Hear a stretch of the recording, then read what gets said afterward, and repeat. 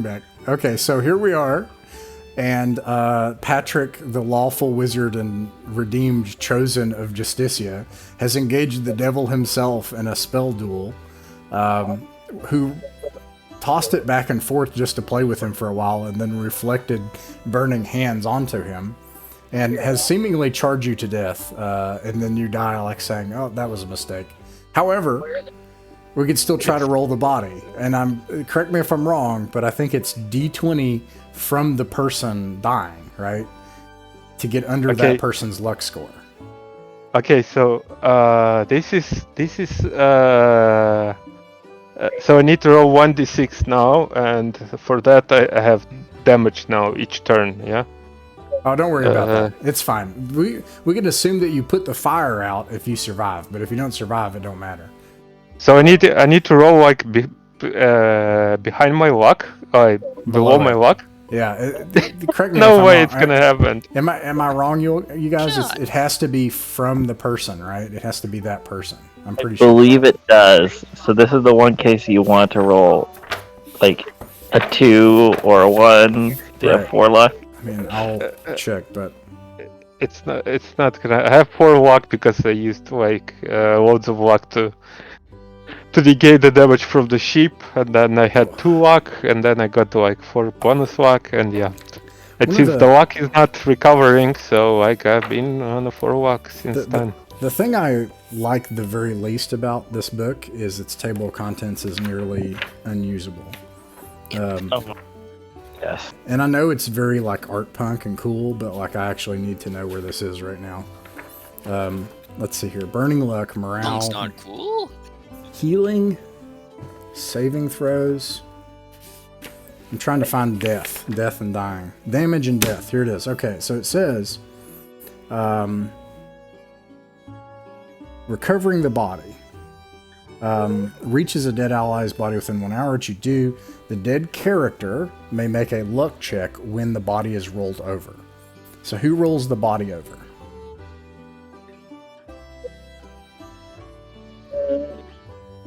Probably whoever's best friend. Probably it'd have to be Jessica, I guess, because you've been here since the beginning.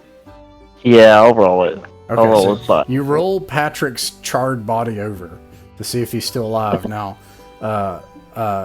Eugene, roll a d20 to get under a 4. A 4 or under. Yeah, that's gonna happen. Anyway. What is that? That's a 20% chance, actually. So. Nice, man. I'm gonna just roll luck and see if it's gonna be low enough. No! No, that's it. You just roll Patrick over. And so what is it the last thing you said to Black Cloak? And he was just like, now, we don't have to be so rude about it, Patrick. You know, as he reflects the spell back, and you were just like, I think I made a mistake. Yep, and I die. And then you're a charred corpse now. You roll the old man Patrick over, and he is a charred corpse. That's it. It's alright. Jeffco will have one of the skeletons carry his body on top of the coffin, because why not? Can you summon him from the dead with your necromancy? Yeah, I could just animate his body. Oh, it just animates his body. It doesn't make him... Could you make him a lich? No. Oh, that's right. Well, later on I can try. I mean, if I get high enough, I could turn him into a vampire or a lich. That does sound like a patron bond level kind of thing, which is fine. But okay, so Eugene, do you have one of your lieutenants, one of your survivors? Yeah, but he's not. He's like I think he's a warrior or something like that. I'm not sure. So he's gonna be boring. It's okay. Whoever one of your survivors is, you can pick them. So, anyways, you are now in this crossroad, and Patrick is dead, slain by the devil himself as he tried to fight the devil. Yep. Anyway, I have to find him, and he's supposed to be level 4 right now, so... What do you all do? Stand there aghast. Oh my god. Now, see, this is why I didn't want to go by the crossroads. If there's a warning in a song, we should probably listen to it. That's a fair I told you so. That's fair, I think. Well, It is fair. That's might as pretty well figure fair. out what to do with his body and respect the dead and all that good stuff first. Well, there's no like lawful saints around. So if we get back to town, we could bury him. Ah, there was that church. Gosh, the hubris of wizards. Yeah. We could... Is there any way to preserve his corpse until we can make him a lich? Oh no. And Devil is gonna have like Justicia. Our friend is a lich? I mean, obviously, the other thing you can do is just ask for the devil to come back, and he'll certainly take care of Patrick too. So there's that. No, thank you. What would Patrick want? Well, I mean, Patrick would want all the frogs to be dead. We can just carry his body, and if we find a good place, we can like bury his remains. Just put it on top of the coffin, and the undead things just keep carrying it. This game is a circus. Oh man. Okay. Now, what do you all do? So we have what? Basically left or right to go from this crossroads. I guess. I guess we crossed here, so I guess we'd be it'd be the best idea to follow the river west, I suppose. Yeah. Southwest or northwest? How about northwest? I mean, dude, in that direction, I know it's like very like thick with trees and stuff, but do we see mountains that way? Yeah, you see mountains, obviously, right here. There's this range. Actually, you see the foothills of the mountains, and then you see their tops. I should have mentioned that. You can clearly see the tops of the mountains right there. And then farther off in the distance, you see mountains, miles away. And then far up to the north, you also see some mountains. Northwest and see what our coffin guy here says. If we're getting hotter or colder. You travel about this far, and then among these rocky foothills that form a cliff line overlooking this river down below it. Let's see. Giza, roll a d6. You don't want to get a 1 or 2.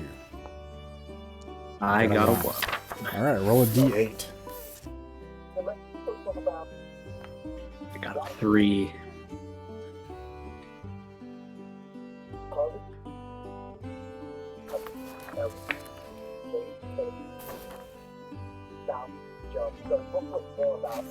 A 3. Okay.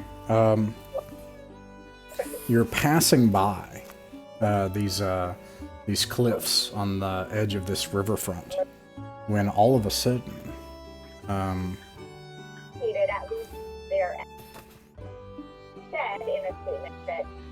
you feel the ground start to give as the cliffside starts the rocks start to give way. Everybody make a luck check.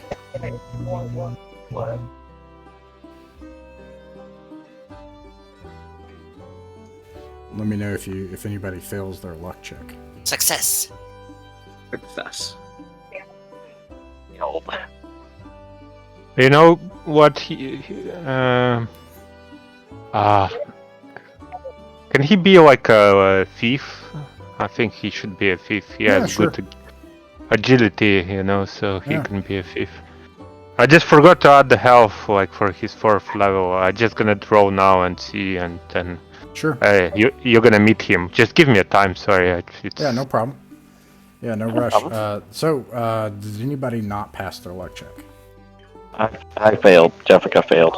Can you, Jessica? Can you also roll 2 luck checks in addition to that for your 2 skeleton monsters? Yes. See here.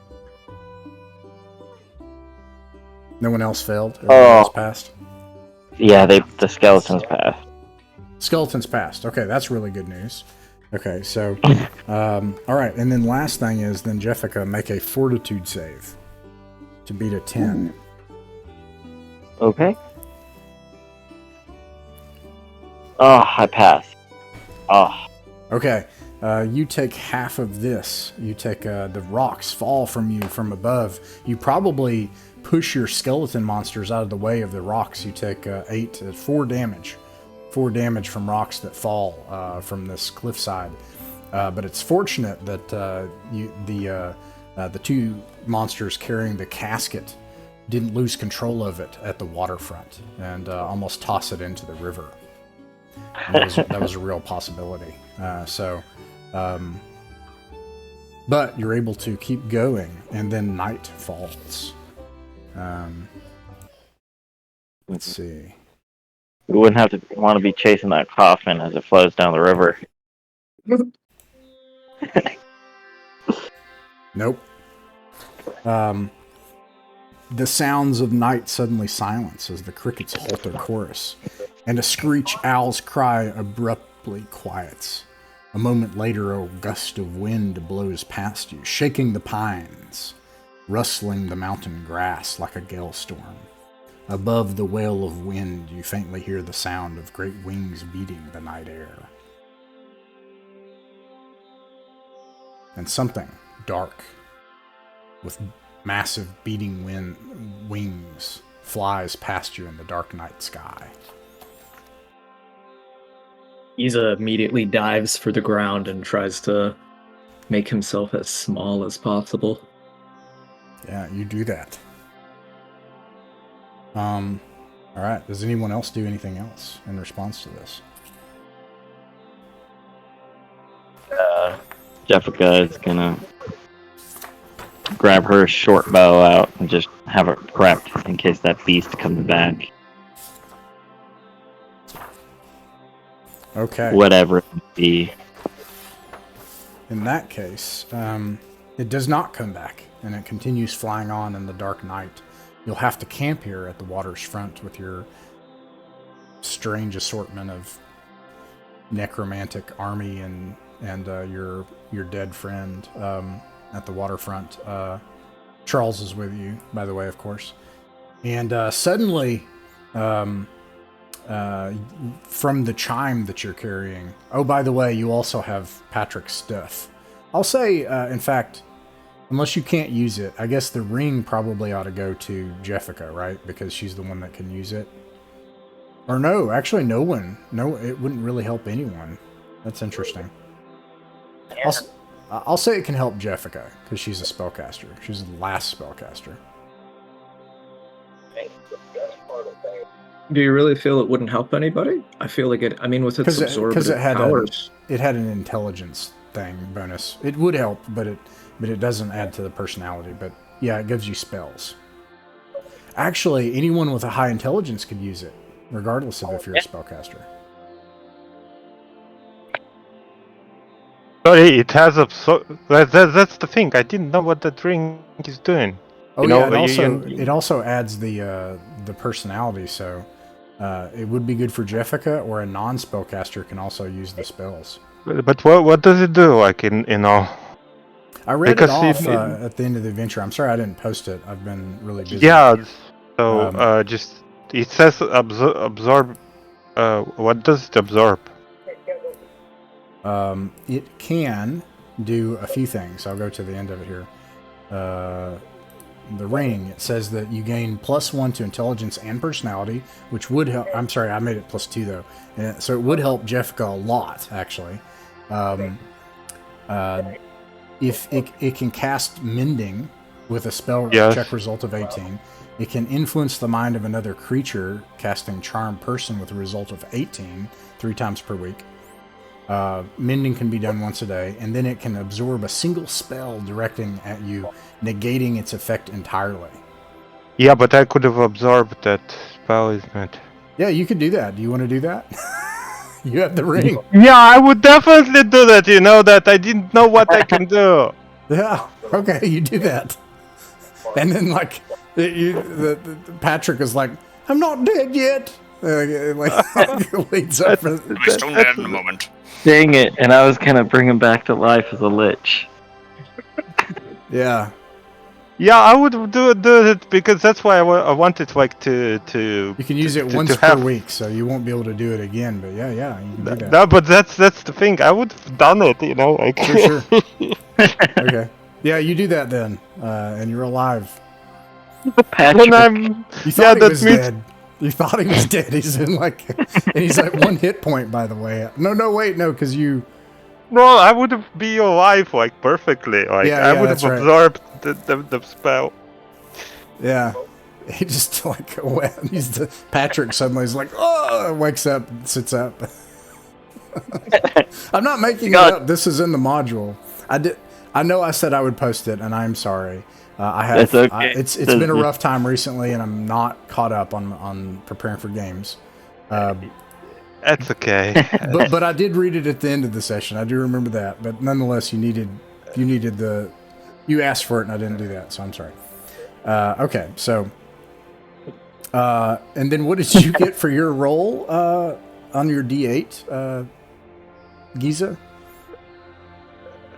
For the D8 earlier, I got a 3. That's for the after the D6, right? Yeah, that's what happened. So you have this rock slide. You all are, getting ready for the night to camp out. Now, I'm gonna. Your coffin there though. He's like, I can feel us getting closer. So I'll say that you make it right here, and I'll describe what you see here. You see a valley.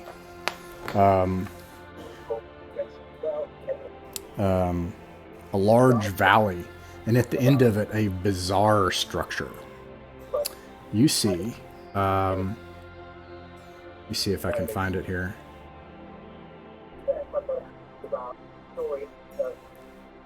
I'm glad we brought up the ring. You see this bizarre structure at the end of this valley. Covered in strange symbols. Let me describe what it looks like.